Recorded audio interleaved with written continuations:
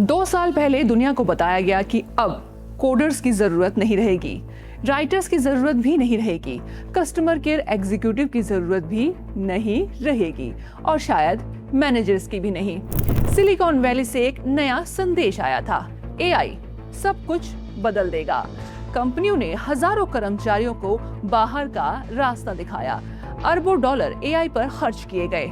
लेकिन अब 2026 में एक नया सवाल उठ रहा है, अगर एआई इतना क्रांतिकारी है तो मुनाफा कहाँ है? और क्या दुनिया के इतिहास का सबसे महंगा टेक्नोलॉजी बबल अब फूटने लगा है? नमस्कार, मैं हूं पूनम अकोलिया और आप देख रहे हैं उत्तरांचल न्यूज। आज हम एआई की कैपेबिलिटीज की नहीं, एआई की इकोनॉमिक्स की बात करेंगे। पिछले लगभग 3 वर्षों में दुनिया ने एक ऐसी तकनीकी लहर देखी जिसकी तुलना कई विशेषज्ञ औद्योगिक क्रांति और इंटरनेट क्रांति से कर रहे थे।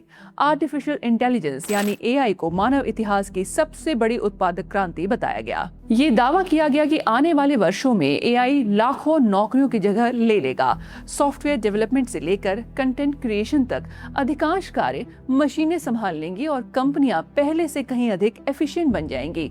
लेकिन 2026 में तस्वीर उतनी सीधी दिखाई नहीं दे रही जितनी 2023 और 24 में दिखाई दे रही थी। अब सवाल एआई की क्षमता पर नहीं बल्कि उसकी इकोनॉमिक वायबिलिटी पर उठ रहा है। दुनिया की बड़ी टेक कंपनियां, निवेशक और कॉर्पोरेट बोर्डरूम एक कठिन प्रश्न पूछ रहे हैं, क्या एआई पर खर्च किया जा रहा अरबों डॉलर वास्तव में उतना लाभ दे रहा है जितना वादा किया गया था? नवंबर 2022 में चैट जीपीटी के सार्वजनिक लॉन्च के बाद पूरी दुनिया में एआई को लेकर अभूतपूर्व उत्साह पैदा हुआ। कंपनियों को लगा कि अगर उन्होंने एआई को जल्द ही नहीं अपनाया तो वे प्रतिस्पर्धा में पीछे रह जाएंगी। वॉल स्ट्रीट के दबाव, निवेशकों की उम्मीद और प्रतिस्पर्धा की दौड़ में लगभग हर बड़ी टेक कंपनी ने एआई को अपनी रणनीति का हिस्सा बना लिया। माइक्रोसॉफ्ट, गूगल, अमेजॉन, मेटा और दर्जनों अन्य कंपनियों ने एआई इंफ्रास्ट्रक्चर, डेटा सेंटर्स और लार्ज लैंग्वेज मॉडल्स पर अरबों डॉलर खर्च करने शुरू कर दिए। इसी दौरान दुनिया भर में ले ऑफ्स की बड़ी लहर भी देखने को मिली। तर्क ये था कि जब मशीनें अधिक तेजी से बिना छुट्टी लिए और बिना वेतन वृद्धि मांगे काम कर सकती हैं, तो फिर ह्यूमन रिसोर्सेज पर निर्भरता क्यों रखी जाए? लेकिन वास्तविक दुनिया के आंकड़े अब इस कहानी का दूसरा पक्ष सामने ला रहे हैं।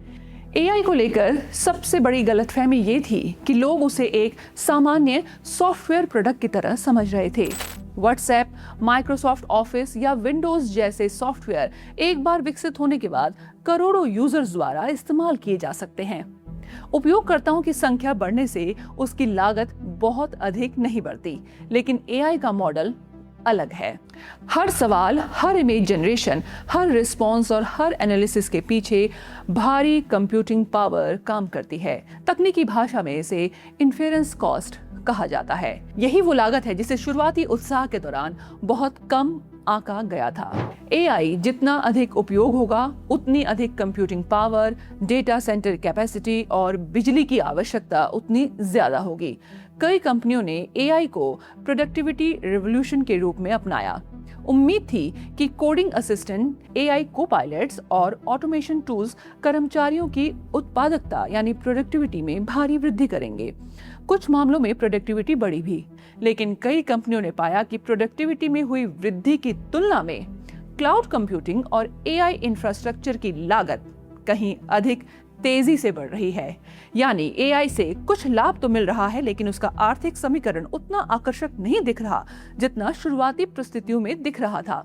कई रिसर्च फर्म्स अब इस क्षेत्र को अधिक प्रैक्टिकल अप्रोच से देख रहे हैं। विश्लेषकों का मानना है कि आने वाले वर्षों में बड़ी संख्या में कंपनियां एआई इन्वेस्टमेंट्स को रीवैल्यूएट करेंगी।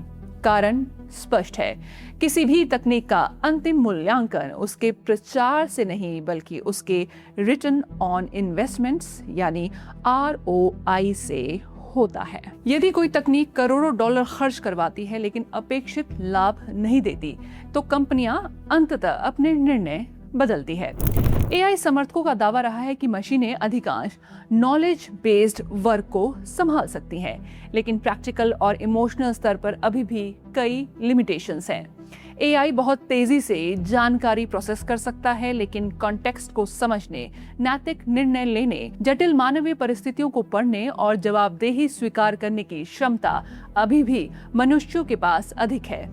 किसी कंपनी का सीईओ यदि गलत निर्णय लेता है तो उसे जवाब देना पड़ता है। किसी डॉक्टर, वकील या इंजीनियर की गलती के लिए जिम्मेदारी तय की जा सकती है, लेकिन एआई की गलती की जिम्मेदारी किसकी होगी? ये प्रश्न अभी भी पूरी तरह से हल नहीं हुआ है। इतिहास हमें बताता है कि हर बड़ी तकनीकी क्रांति के शुरुआती चरण में उत्साह वास्तविकता से अधिक हो ही जाता है। 1990 के दशक के अंत में इंटरनेट कंपनियों के साथ भी ऐसा ही कुछ हुआ था। कई कंपनियों के शेयर आसमान छू रहे थे, जबकि उनके पास स्पष्ट व्यवसाय मॉडल नहीं था। फिर .com बबल एक दिन फूट गया। हजारों कंपनियां समाप्त हो गई, लेकिन इंटरनेट समाप्त नहीं हुआ, बल्कि उसके बाद अमेज़न, गूगल और अन्य मजबूत कंपनियों ने वास्तविक वैल्यू इंटरनेट की निर्माण की। संभव है कि एआई भी इसी रास्ते पर चल रहा है।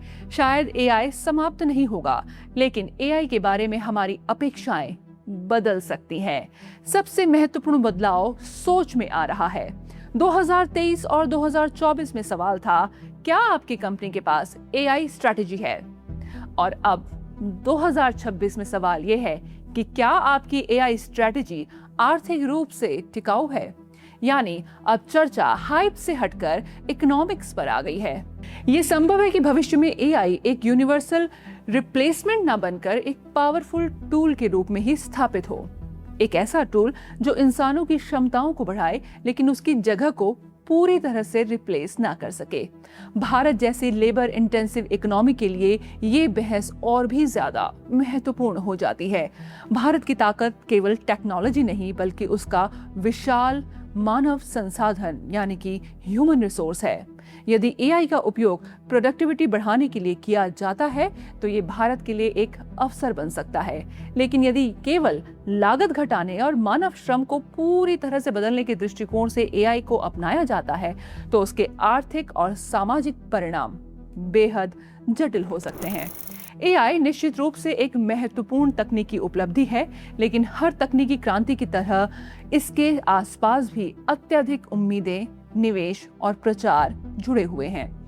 अब संभव यह है कि आने वाले वर्षों में एआई का वास्तविक मूल्य सामने आए और तब शायद दुनिया ये समझ पाए कि भविष्य की अर्थव्यवस्था में सबसे सफल मॉडल वो नहीं होगा जहां मशीनें इंसानों की जगह लें, बल्कि वो होगा जहां इंसान और एआई मिलकर काम करें।